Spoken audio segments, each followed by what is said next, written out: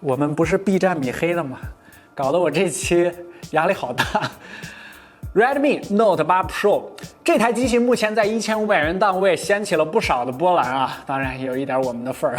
这个6400万的相机加持，然后还有 G90T 的处理器，另外还有就是这个有点越级的这个 ID 设计都让它的性价比是非常的高，而且关注度也非常高。那么 G90T 的处理器到底表现怎么样？跟麒麟810相比到底如何？另外，这个全球首发的6400万量产首卖的摄像头，实拍效果到底怎么样？这些都是大家非常关心的点。这期视频我们都跟大家好好聊一下。另外还有就是前几天我们那个9X数据的事儿，本期视频我们也会跟大家做一个简短的小说明。Hello， 大家好，我是王炯，欢迎收看本期小白测评播客换真体验，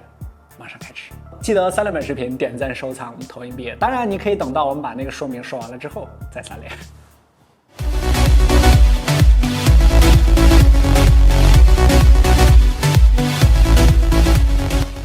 第一个问题 ，Redmi Note 8 Pro 的整机质感如何？真的超出同价位很多吗？确实，在现场上手的时候，这台机器给我们留下了非常不错的印象。后背曲面玻璃设计，正面边框下巴表现不算太窄。还有就是现在机圈非常流行的绿色加持，在1500元价位段，这个机器已经算是很出挑了。不过也说不上超出很多。后面使用一段时间，很快就会发现一些小问题，比如整机的 ID 设计不够干净利落，这应该是成本受限、边框工艺的问题。很多人都说小米没设计，更别说什么红米了。其实我个人还是挺喜欢之前 K20 的那个整体设计风格的。虽然相对简单，没有复杂工艺，但是足够干净利落，正面4边收的都很漂亮，成本也不是太高。希望后面红米呢能延续这种设计风格。Note 8 Pro 这次指纹识别键为了照顾摄像头的设计，虽然一体性够好，也更高级，让整机质感更好，但是用了几天就会发现它有点硌手。再试了一下其他的后背指纹的机器，肯定是不如放在下面的解锁感受好。这是一个典型的手感照顾 ID 的设计。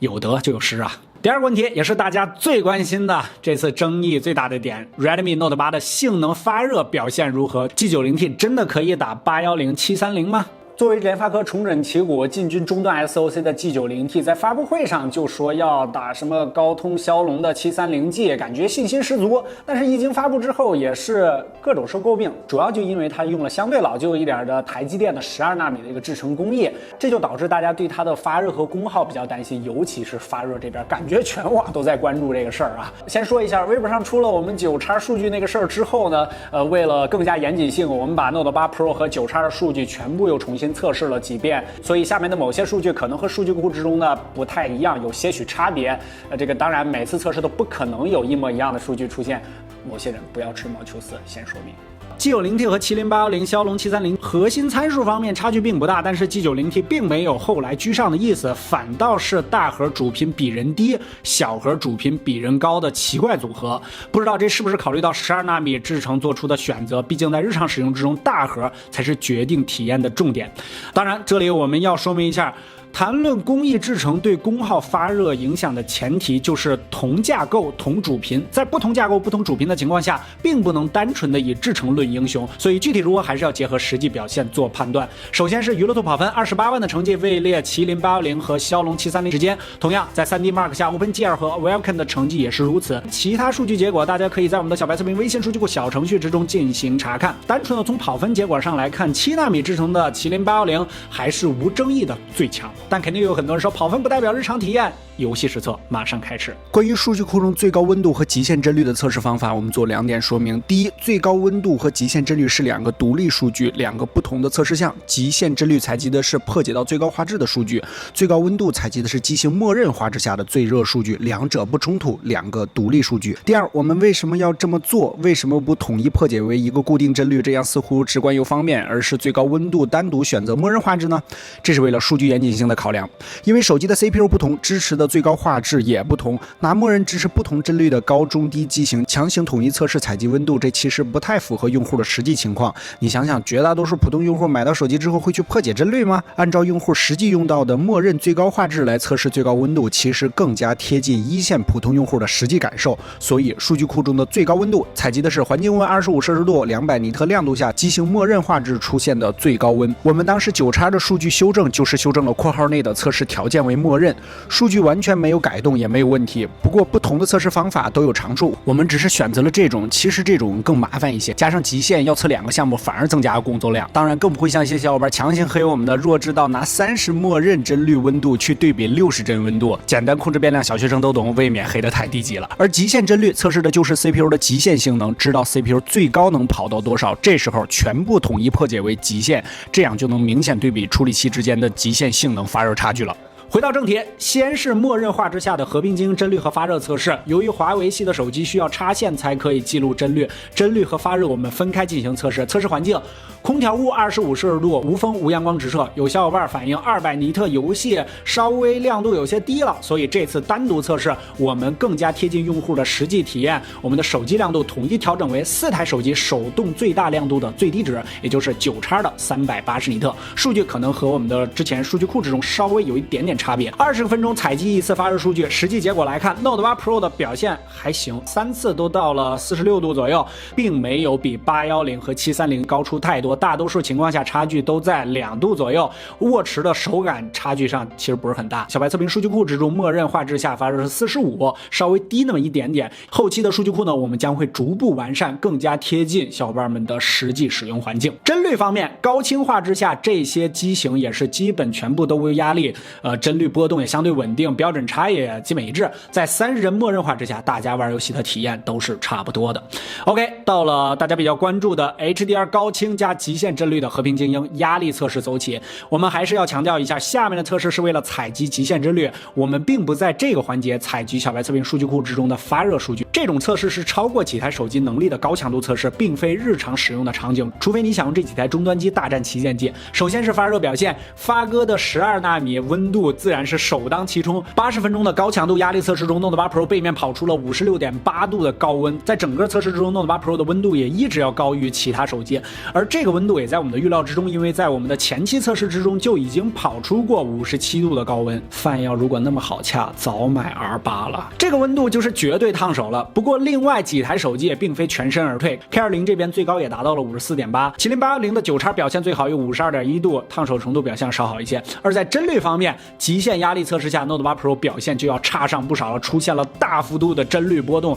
游戏体验如果说其他几台机器尚可的话 ，Note 8 Pro 的体验就要差上一大截了。续航方面 ，Note 8 Pro 4500毫安时的电池，在小白测评数据库之中的3小时轻度续航测试中，位列数据库排名第7，成绩不错。5小时重度续航测试也剩余了41%的电量，位列数据库第6名，这个成绩已经是很够用了。当然，这里面的游戏测试也是默认画质下的。而在我们的极限帧率测试中，80分钟结束 ，Note 8 Pro 剩余电量59%，相比于 K20 的61%和9x的63%，Note 8 Pro 的成绩也算是 OK 的。性能发热综合来看 ，G90T 翻车了。我觉得肯定说不上翻车吧。日常使用方面 ，G90T 和810、730体验基本一样 OK， 并且默认下的游戏表现也不会有什么太大的差别，只是在极限下的表现虽然有着热管，但是 G90T 还是差一些，毕竟还是12纳米嘛，还是扯了后腿的。第3个问题 ，Note 8 Pro 的首发6400万摄像头实际表现如何？真的可以代替长焦吗？宇宙首卖6400万像素的摄像头，即便是4合1，日常也有1600万像素，并且参数方面也非常吃香，1.7的大底，这个和目前 Mate 20 Pro MX 600那个是一致的，目前机圈最大，还有0.8微米的单像素面积，参数看起来都非常漂亮。那么这次我们就越级挑战 Mate 20 Pro、K20 Pro， 还有荣耀9x、586、582也全都有了。阳光充足的情况下 ，Note 8 Pro 的白平衡不够准确，再加上有拉饱和度的趋向，导致色彩表现飘忽不定。比如说这组建筑 ，Note 8 Pro 的整体偏蓝，不如 Mate 20 Pro 来的真实。在逆光的场景下 ，Note 8 Pro 的表现也不够出色 ，Mate 20 Pro 不差，但曝光稍低，观感上不如9x。到了光线复杂的室内 ，Note 8 Pro 的表现反倒更好，白平衡表现稳定，同时较高的曝光带来了更好的观感，只是拉高饱和度的问题会让一些场景变得有些辣眼睛。而在更加复杂的光线条件下，这个时候姜还是老的了。9x这边表现很不错，不要着急，重头的解析力马上开始。室外场景在默认的4合1下 ，Note 8 Pro 不出意外轻松夺冠，拉锁只有 Note 8 Pro 可见 ，K20 Pro 勉强可见，毕竟4合1也是1600万像素，好于其他1200万和1000万像素的手机也在情理之中。而在其他样张之中，默认4合1下 Note 8 Pro 自然也是表现更好一些，只是有较重的锐化痕迹，会让细节看起来不那么真实。比如说这组建筑的玻璃就有那么点塑料的感觉。除了解析力更强之外，像素裁切代替光学变焦是否可行？只要一个对比。有些惨不忍睹啊！虽然拉锁尚能可见，但是建筑细节丢失严重，和 K20 Pro 的2倍相比，逊色一筹，更不用说 Mate 20 Pro 的3倍了。其实这是因为 Note 8 Pro 默认的是2倍变焦，只是在4合1的基础上进行了裁切放大，并非6400万直出的裁切。对比直出的话 ，Note 8 Pro 表现要好不少，已经能和 K20 Pro 的2倍光学变焦一战。但是如果横向对比直出，自然是6400万稳赢。比如这一组的室内场景，只有 Note 8 Pro 的名称和条形码能够辨认，其他手机都只能靠猜了。那么6400万像素可以通过裁切直接代替2倍光变吗？可以，但是有条件。就像上面我们提到的，直出的裁切一定程度上代替了2倍光变，但到目前为止 Note 8 Pro 的相机自带的2倍还是4合1的裁切，而非6400万直出的裁切。普通用户想要更好的效果，需要手动裁切6400万的直出才可以，这个明显是增加了很多麻烦。同时6400万直出的照片体积都在20兆左右，所以你大概率不会在微博和微信里上传分享，同时也极大的占用了你的内存空间。不过6400万的优势不光是数码变焦，底大的 CMOS 在夜景上理应有更好的表现。实际样张上，默认模式下的4合14台手机差别并不大，毕竟还有夜景模式。那么夜景模式下4台手机的差距既然比我们意料中的要小， Note 8 Pro 白平衡处理不错，但是在天空的纯净度上表现不佳，有明显的噪点问题。在高光的压制上 Note 8 Pro 和 K20 Pro 一脉相承，表现非常接近，反倒是 Mate 20 Pro 这边表现让我们有些意外。在解析力上 Note 8 Pro 表现最佳，毕竟是底大像素多，不过在极限暗光环节它的表现让我们有一些意外。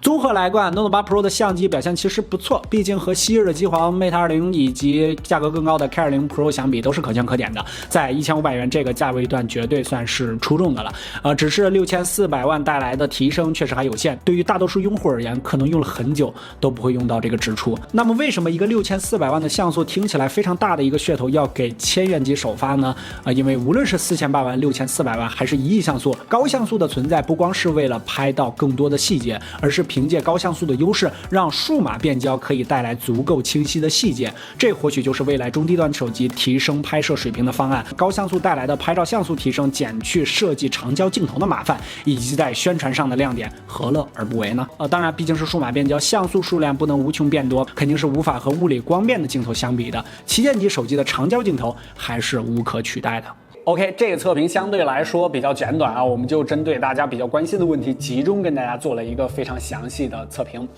其实整个测评完毕呢，这台机器我们内部的整个评价